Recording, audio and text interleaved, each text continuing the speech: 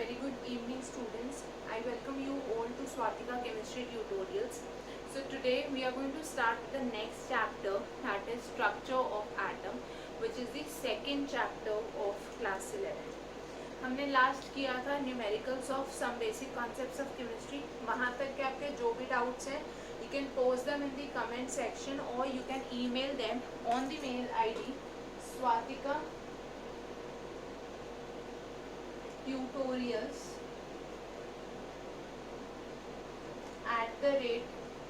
@gmail.com.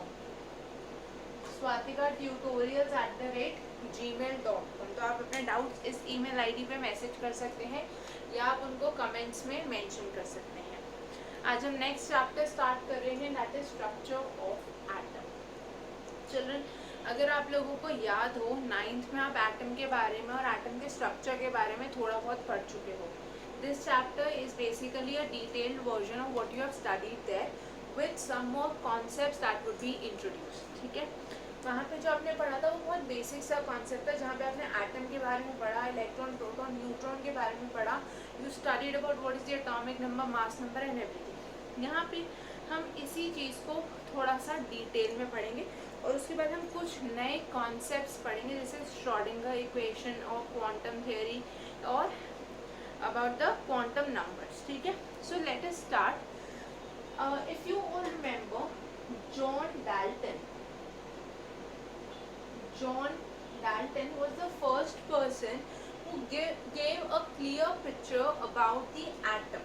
ठीक है, आप लोगों ने ये पढ़ा था कि various philosophers like Maharshi Kanad and Democritus talked about the atom as an indivisible particle. इन सब ने क्या बोला था कि अगर मैं मैटर को कंटिन्यूसली ब्रेक डाउन करती जाऊँ, ठीक है, तो I will reach a stage जहाँ पे further breaking would not be possible.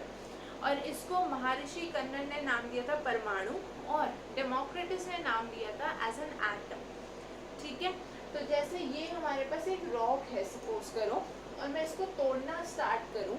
ठीक है, सो आई गेट स्मॉलर पीसेस, मुझे छोटे छोटे रॉक्स मिलेंगे.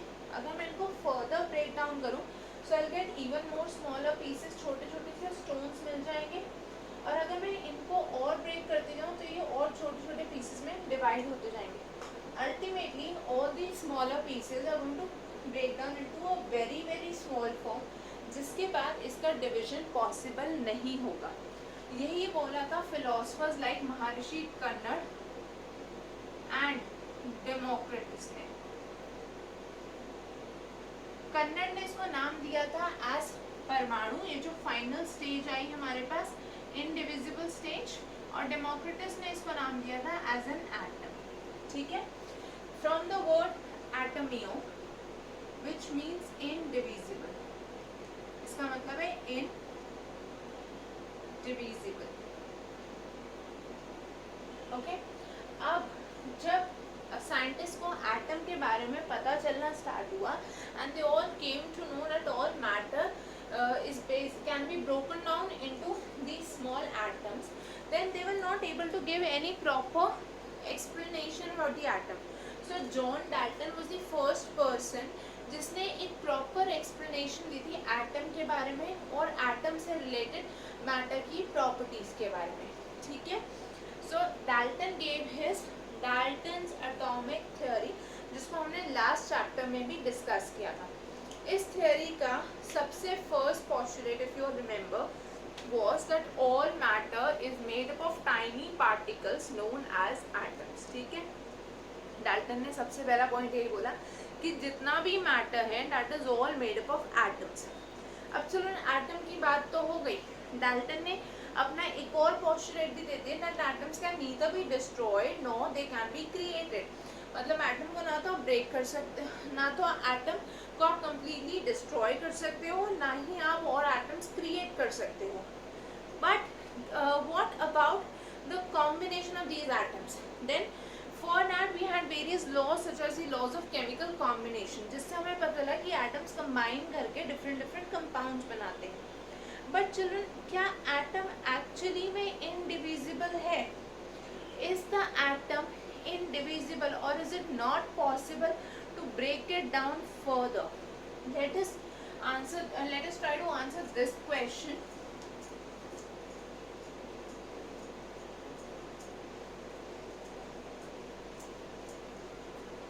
Children, actually what happened was there were certain experiments performed by various scientists. जैसे मैं आपको एक बहुत ही सिंपल सा एग्जांपल दूं, आप लोगों ने स्टैटिक इलेक्ट्रिसिटी के बारे में सुना है. फॉर एग्जांपल, अगर मैं एक स्केल को, प्लास्टिक स्केल को अपने हेयर पे रब करूं, then it will attract bits of paper, right? If I have a plastic scale which I rub on my hair, then it will be attracting small pieces of paper. This is due to the concept of static electricity.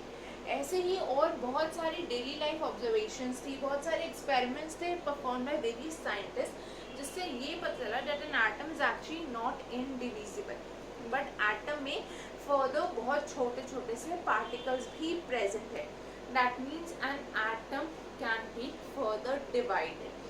So the postulate that atom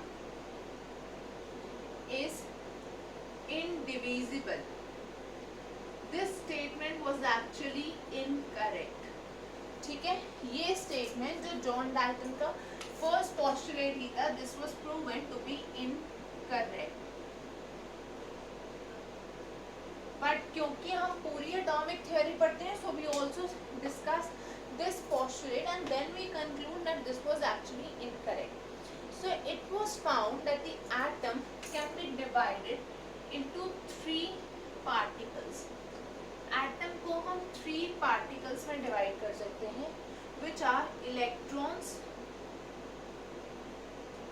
protons, neutrons.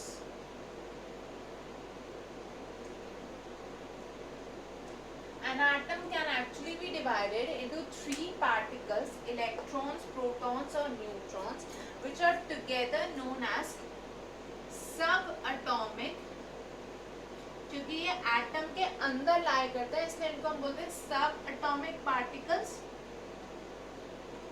और they are known as fundamental particles.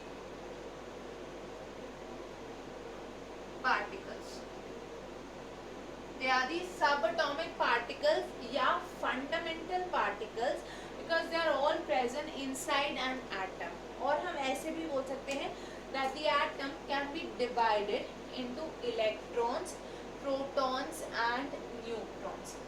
अब चलो इन तीनों के बारे में हमें क्या पढ़ना है? We need to see how these particles were discovered, what are their charges, okay?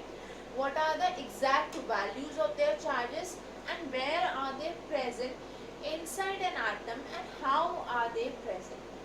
ठीक है, so सबसे पहले let us see what are the charges on these, okay, and how they were discovered.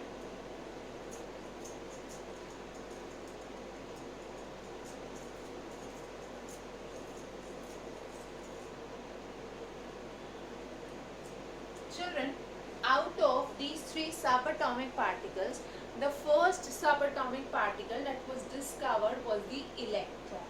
ठीक है, तो हम सबसे पहले डिस्कस करते हैं the discovery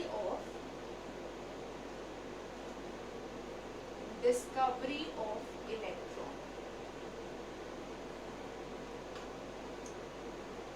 आप सबको पता है that the electron is symbolized by the symbol small e with a negative sign as the superscript. ठीक है, स्मॉल में e और उस पर हम जब नेगेटिव साइन लगाते हैं दैट सिग्निफाइज द इलेक्ट्रॉन. इस नेगेटिव साइन का मतलब भी आप सबको क्लियर होगा, I am sure. This shows that an electron is a negatively charged particle. ठीक है, इलेक्ट्रॉन पे नेगेटिव चार्ज है, इसलिए हम इसका सिंबल ऐसे यूज करते हैं. अब children, this symbol basically, or we can say the negative charge was found out by during the discovery itself. जब डिस्कवर हुआ इलेक्ट्रॉन तभी पता चला कि इस इलेक्ट्रॉन पे या इस पार्टिकल पे there is a negative charge. So this was discovered in the experiment known as cathode ray discharge tube experiment.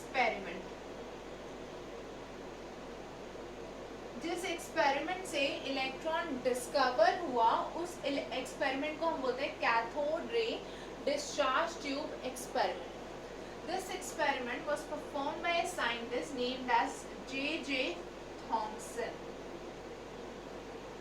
Electron की डिस्कवरी करी थी थॉमसन ने, and Thomson was also the first person who gave a proper atomic model, मतलब एक ऐसा model जिससे हमें सब एटॉमिक पार्टिकल्स की placement in an atom we could identify. Okay, so this was given by J Thomson. Now children, cathode ray discharge tube, basically आपने सुना होगा about cathode ray in the television set. जो पहले के television होते थे, आजकल तो हम एलईडी, एलसीडी एंड ये सब एचडी टीवी यूज करते हैं। बेसिकली पहले जो स्क्रीन्स होती थी, they had this CRT. CRT is cathode ray tube, और जो पिक्चर हमें टेलीविजन पे दिखती थी that was on the CRT. So what is CRT? It is basically a hollow cylindrical tube made of glass. एक hollow cylindrical tube है which is made up of glass. Okay, this is the CRT. Now using this CRT, which is a hollow cylindrical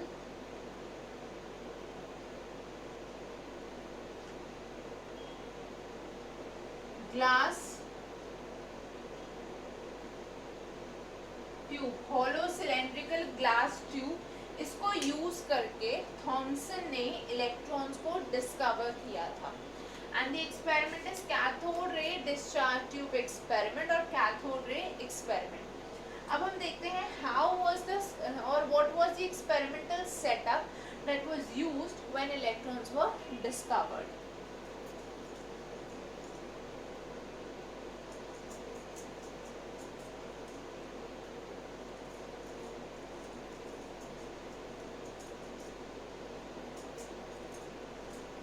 Please look at the setup of the experiment very carefully. In the setup we had this discharge tube which is a hollow cylindrical glass tube. इसको connect किया गया था एक vacuum pump से।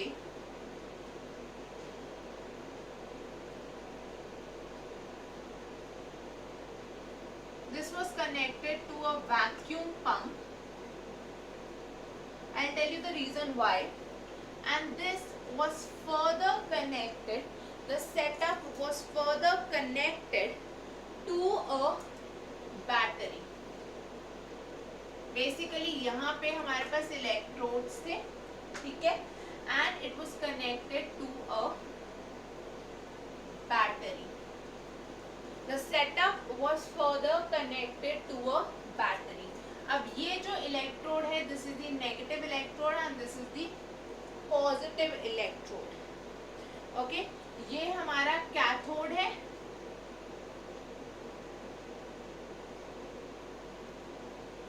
Negative से connected है, और ये पॉजिटिव से कनेक्टेड है। So this negative electrode is the cathode, और ये जो है this is the anode. Cathode and the anode, तो ये हमारे दोनों इलेक्ट्रोड्स हो गए। This was a high voltage source, हमने सोर्स यूज किया जहां से हमने बहुत हाई वोल्टेज प्रोवाइड करी, दैट वाज अप्रोक्सीमेटली 10,000 वोल्ट, ठीक है, जिसको हमने कनेक्ट किया था एक वैक्यूम पंप से। Now children, the purpose of the vacuum pump was so that यहाँ पे वैक्यूम क्रिएट हो सके, मतलब हमने बहुत ज़्यादा लो प्रेशर मेंटेन किया था। So this was to maintain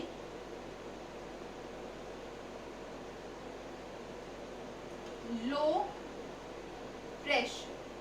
pressure बहुत लो रखा गया था, so that within this cathode ray discharge tube there is enough space, ठीक है, पार्टिकल्स पे कोई प्रेशर ना पड़े और वो एक दूसरे से कोलाइड ना करे, इंस्टेड उनके बीच में स्पेस हो, ठीक है, अब ये पार्टिकल्स कौन से थे? देयर वाज अ गैस, यहाँ पे एक गैस ली गई थी. What happened was when the current was passed, ठीक है, बहुत हाई वोल्टेज सोर्स लिया हमने.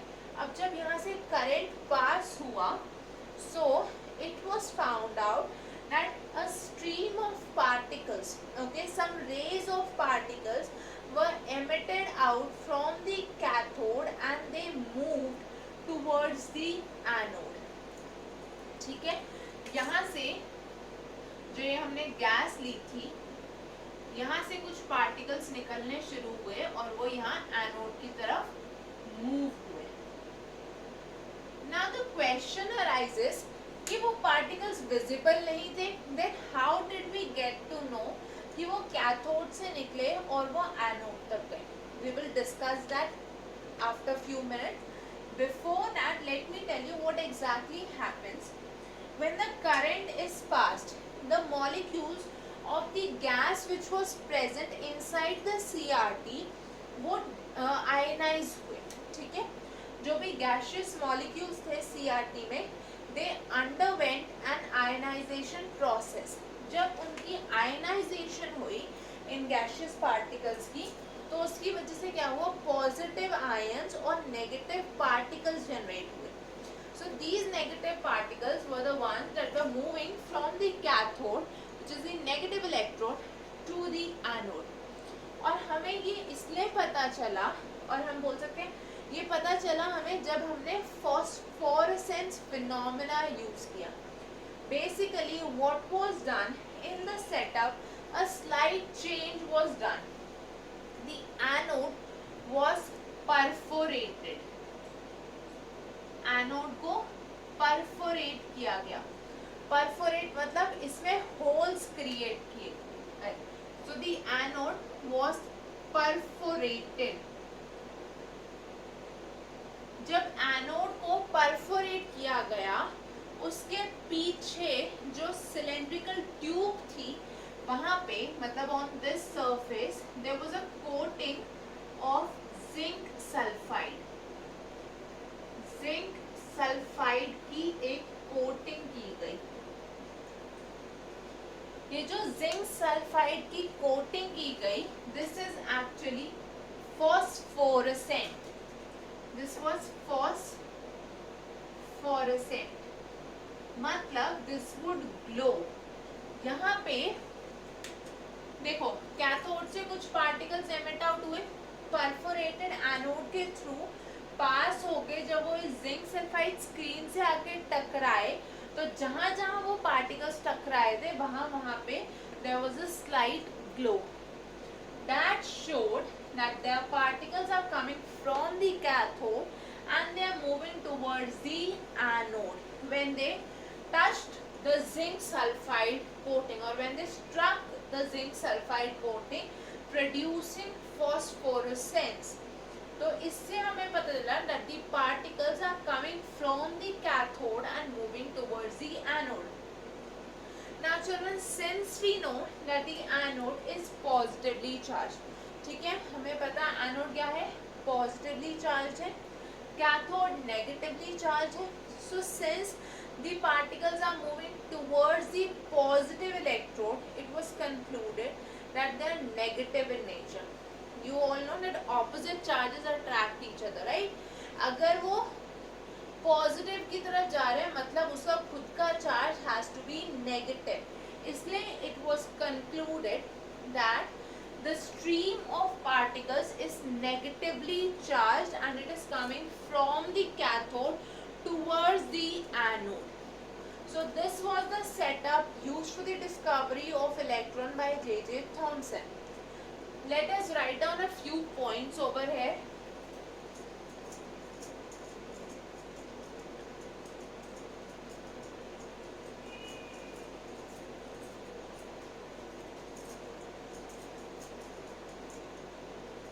First point you can write down, a vacuum pump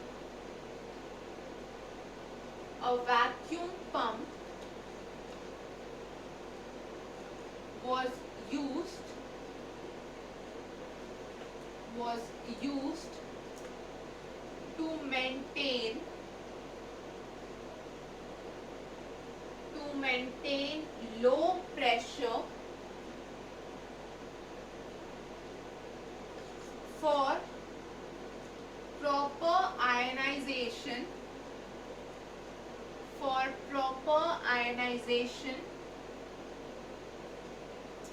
of the gas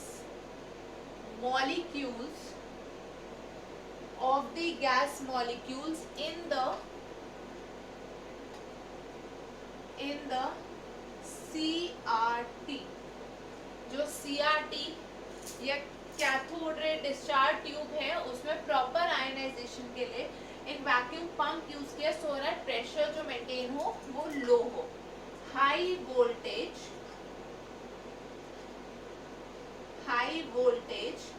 that is 10,000 volts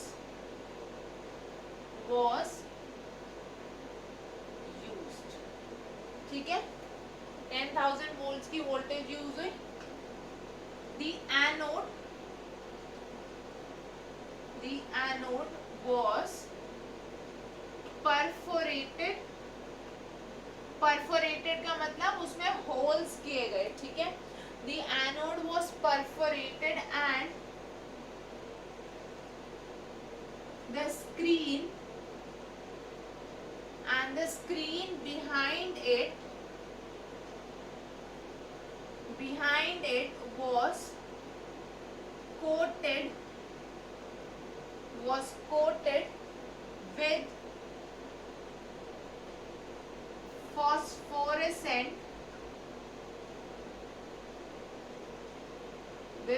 phosphorescent zinc sulphide. ठीक है, फॉस्फोरेसेंट जिंक सल्फाइड के साथ उसकी कोटिंग की गई थी so that the particles could be detected. Now children, the next point that we know was found was कि ये जो particles थे fundamental particles, they were released from the cathode and they moved towards the anode. Negative particles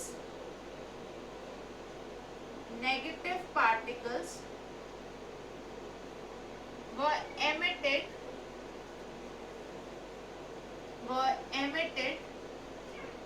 from the cathode and moved towards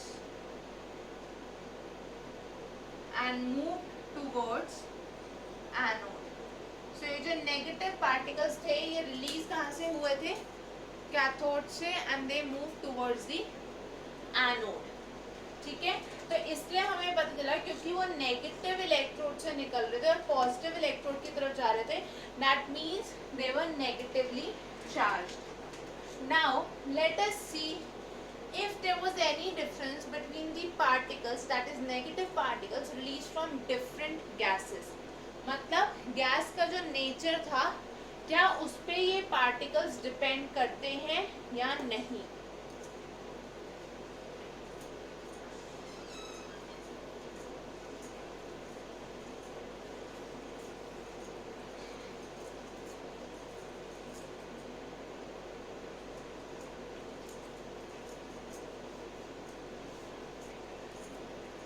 It was observed that children, whatever was the gas present inside the CRT, मतलब tube में जो भी gas ली गई या जो भी material लिया गया for the electrodes, irrespective of those, the nature of these negative particles was always the same. इसलिए हम बोल सकते हैं that the electrons are present or that the basic constituents